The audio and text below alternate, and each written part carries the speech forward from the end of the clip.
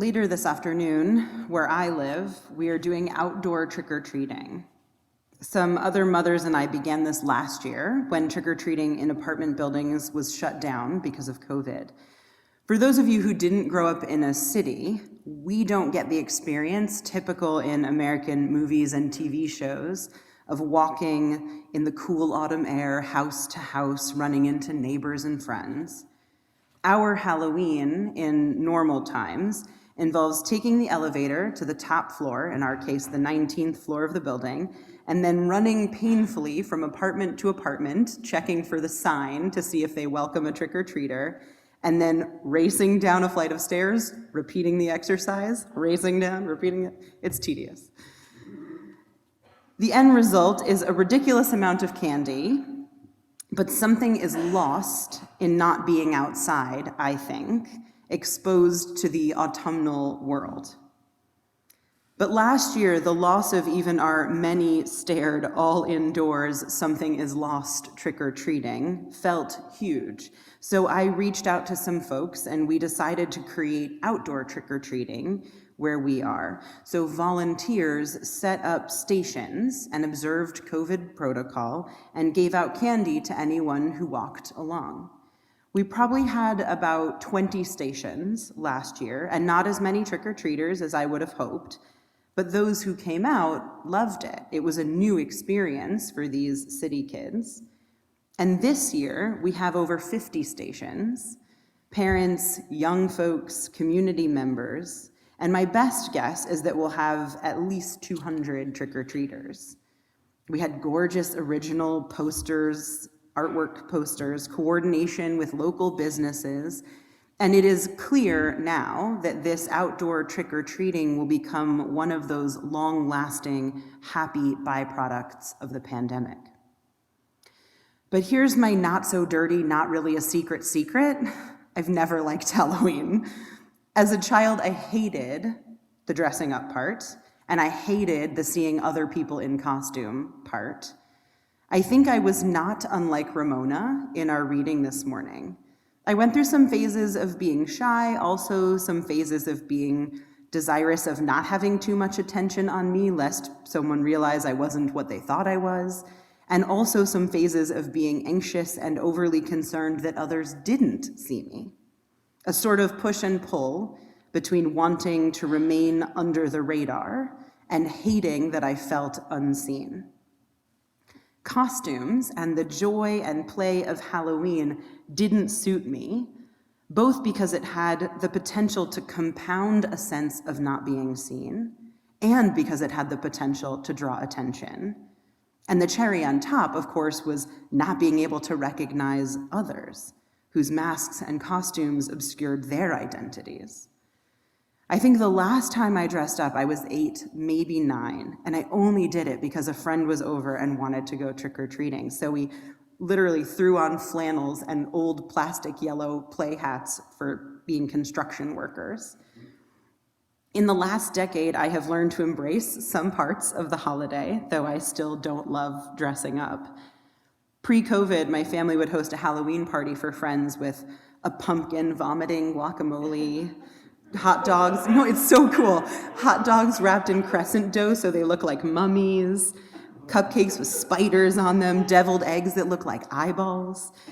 And friends would take my kids trick-or-treating so that I could host, which was fine with me.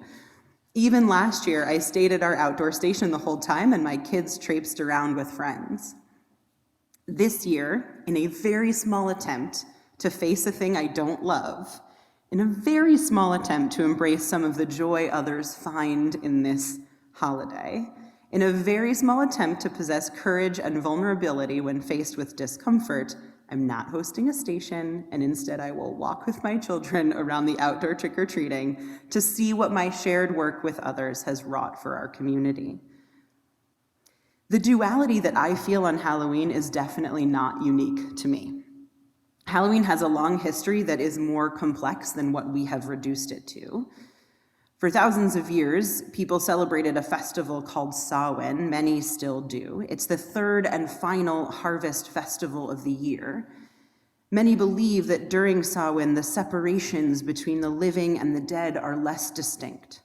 The ghosts and the ghouls that we love to dress up as for Halloween come from the ancient idea that at this time of year, when darkness begins to overtake the light, when summer ends, the lines of existence are blurred. The belief is that ghosts come out on this night to make mischief. To mark this special day, bonfires were built, offerings were made, and costumes were worn.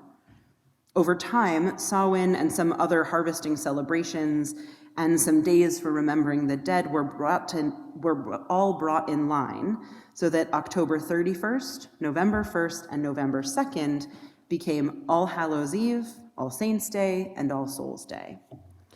All Hallows Eve, of course, came to be known as Halloween. But in those long ago times, people wore costumes to avoid being recognized by the ghosts that walked the streets. In those long ago times, people would put food outside their doors to make the ghosts happy so they wouldn't insist on coming inside. In those long ago times, people believed that the lights would keep away the evil spirits. And so we wear costumes, and we give out candy, and we carve jack-o'-lanterns. We forget those origins, and yet, in spite of the many years of commercialization and secularization, you can still discern the true nature of Halloween, its origins, in that duality between child-friendly fun and terror-inducing fear. We haven't actually scrubbed fear from Halloween. It remains. It remains in the scary movies designed to make us scream, in the masks and costumes that many wear that are designed to create fear. It remains in the notion, however unfulfilled, of tricks instead of treats. Something of the mysterious and the unknown remains whether we believe that ghosts walk the streets or not. Something of the blurred lines between the living and the dead remains when we put on masks and wonder about the shadows and give out food to people we don't recognize. These are actions, though, the costumes, the light, the food, they're actions designed to affirm life and to create joy, and we forget that sometimes too. We forget that Halloween teaches us, in a way, about courage and what it means to make ourselves vulnerable by affirming life in the face of fear. It teaches us what it means to walk out in the night and risk being unseen, risk being seen, risk skirting that line between life and death. Our culture is not particularly good at teaching courage, I don't think, or vulnerability. We find it uncommon when someone is able to be truly open and honest with us. What we do is we often tell tales of courage in our culture that have to do with shining, singular moments of heroism, but we don't talk about the average, everyday courage it takes to live our lives fully, and we don't talk often enough about the courage that it takes to be vulnerable so that we can know true intimacy. I've shared with you before some of the wisdom of Brené Brown, the researcher. On courage, she has this to say: courage is a heart word. The root of the word courage is cor, the Latin word for heart. In one of its earliest forms, the word courage meant to speak one's mind by telling all one's heart. Over time, this definition has changed, and today we typically associate courage with heroic and brave deeds. But in my opinion, Brown writes, this definition fails to recognize the inner strength and level of commitment required for us to actually speak honestly and openly about who we are and about our experiences, good and bad. Speaking from our hearts is what I think of as ordinary courage. I like that phrase of hers, ordinary courage. This notion that courage is about speaking one's heart, about living wholeheartedly, is not Brown's, as she notes. It's an old notion. And it gets back again in a way to the wisdom of Ramona. The idea that although we wear costumes designed to elude the ghosts, we don't actually want to be forgotten for who we are, not by the living. We want to know that we're seen and known by those around us. We want to feel so solid and secure in who we are and our place in the world that we can play with costumes and masks and still know that we are known. We want to be able to face our fears by walking out in the night, knowing that at the end, we can come home to where we are held and loved. The courage of speaking one's heart is the courage to be vulnerable, whole, and real. It's the courage to face our fear that we might not be loved and cared for once we share ourselves. Audre Lorde wrote this: "I've come to believe over and over again that what is most important to me must be spoken, made verbal and shared, even at the risk of having it bruised or misunderstood. That the speaking profits me beyond any other effect. Forced to look upon myself and my living, what I most regretted were my silences. Of what had I ever been afraid? To question or to speak as I believed could have meant pain or death, but we all hurt in so many different ways all the time, and pain will either change or end. Your silence will not protect you."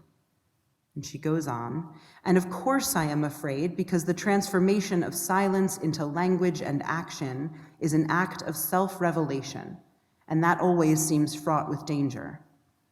On the cause of silence, each one of us draws our own fear of contempt, of censure, of some judgment or recognition, of challenge, of annihilation. But most of all, I think we fear the visibility without which we also cannot truly live.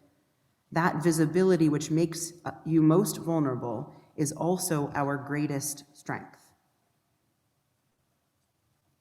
If courage is a heart word, the act of becoming vulnerable through honest speech is the heart work of courage. It's the most fundamental work of our spiritual journey, learning to be whole, to be ourselves, to face our fears.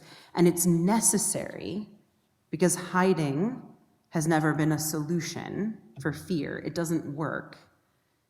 James Baldwin wrote that to defend oneself against fear is simply to ensure that one will one day be conquered by it. Fears must be faced. Whether our defense mechanism is hiding behind masks or pretending our fear's not real, generations of humans and their experience have taught us that facing our fears matters and that it begins with speaking them aloud, whether to ourselves or to our beloveds or out into the world. And it's true for the most deeply personal fears and for the fears we hold for the world we share. The act of speech, of naming, of honestly articulating what is real matters so much. And I also know it isn't easy. My own journey to deep honesty and vulnerable sharing has been long and involved any manner of fits and starts. Because courage must be cultivated, practiced. So must vulnerability. Once a year, we're offered a chance to practice courage in the particular way that Halloween invites us to, but every day, we're offered chances to practice that deep kind of ordinary courage, the kind that looks at the world and at ourselves, at the decisions before us and the risks, and says, yes, this is hard, yes, I am afraid, but I can make my way here still, with my heart open still. I hardly need to tell you that we continue to live in somewhat scary times. For more months than I care to count at this point, we've experienced grief and trauma, and fear has been real and present in a way that is new for many of us. We've drastically changed our lives, and though the conditions have improved, many of us find ourselves still having a hard time because there's more. Even for those of us willing to take the kind of risks we did before COVID, in this moment right now, when the numbers here in Bergen County and in my town are so much better than they have been, when vaccines are widespread in our area and the promise of children being vaccinated is just around the corner, right now, in this moment, everything is still so darn hard. Fear is still real, COVID fear, fear of grief, fear at what our world is, with all its prejudice and violence and greed and meanness. And added onto all of that are just the normal risks and decisions and challenges of living. Taken all together, the truths of our world and our lives can be overwhelming. I went just this past weekend to see some photos that are on display as part of Photoville, an exhibition in Brooklyn Bridge Park. And among the photos were portraits of essential workers around the world, images of Syria and refugees who have fled, images from around the globe that highlight the pain and anguish of so many, and my heart hurt. Because the work of vulnerability isn't just the work of sharing ourselves, it's also the work of making ourselves open to the truths of others, however much those truths might hurt. On his website, Tema Okun, one of the authors of a famed 1999 article on white supremacy culture, has a new section about fear, about how fear can hold us back from disentangling the lies from the truth, who we are from who we are taught to be. In this new section on fear, there's a quote from Kai Cheng Thom, a trans author, writer, and performer. She writes, "We need community practices and institutions that acknowledge the social conditions that breed violence. Unchecked capitalism, misogyny, a policing system that profiles and fails to protect communities of color, inadequate social services. We need to provide pathways to healing for hurt people. We need more hospitals and social programs, not more prisons and police. And we will have to give up our defenses," Tom writes, "our time-worn defenses of dissociation and numbness, as well as those of rage and revenge. We have to be able to care even when it seems impossible because caring would destroy us. We have to believe that we will survive each other because there is something waiting for us when the ice melts. Queer community taught me that once, a long time ago." We have to be able to care, Tom writes, even when it seems impossible because caring would destroy us. Our fear of pain, of heartbreak, of being overwhelmed, our fear of losing ourselves, it can cause us to shut down. Our fear of being unseen or being seen. Our fear of being destroyed. It can make us numb, make us hold the world at arm's length. But courage, the courage to be vulnerable, truly means opening our arms to our fear, to ourselves, and to each other. It means risking the inevitable heartbreak that comes with living, as Autumn so potently reminds us. But to not risk, to not make ourselves vulnerable and show the courage it takes to survive and persist in scary times, to not grasp at joy, to not affirm life, to not learn to embrace playing with what is real as a way of becoming more centered in ourselves, to not do these is to live in fear, to live a half-life, unawakened to the possibilities of real self-knowledge and real intimacy with others. In her book, When Things Fall Apart, the Buddhist author and teacher Pema Chodron writes, "The first time I met Trungpa Rinpoche was with a class of 4th graders who asked him a lot of questions. One boy asked him if he was ever afraid. Rinpoche answered that his teacher had encouraged him to go to places like graveyards that scared him and to experiment with approaching things he didn't like. Then he told a story about traveling with his attendants to a monastery he'd never seen before.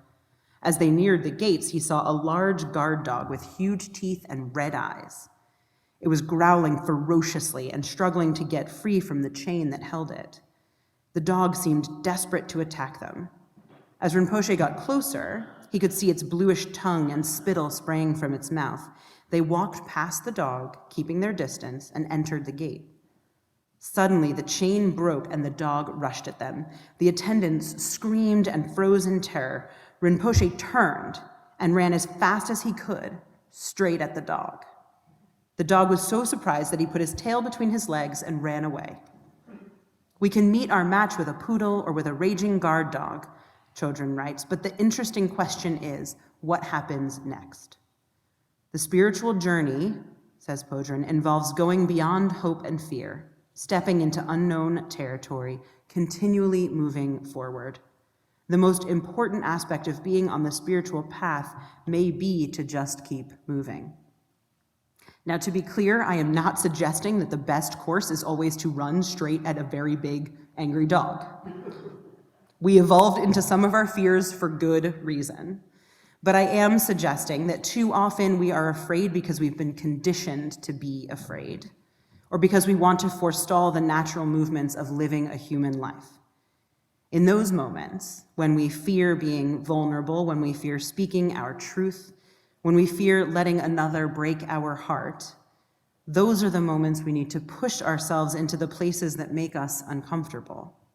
Those are the moments to gently encourage ourselves to greater openness in the world.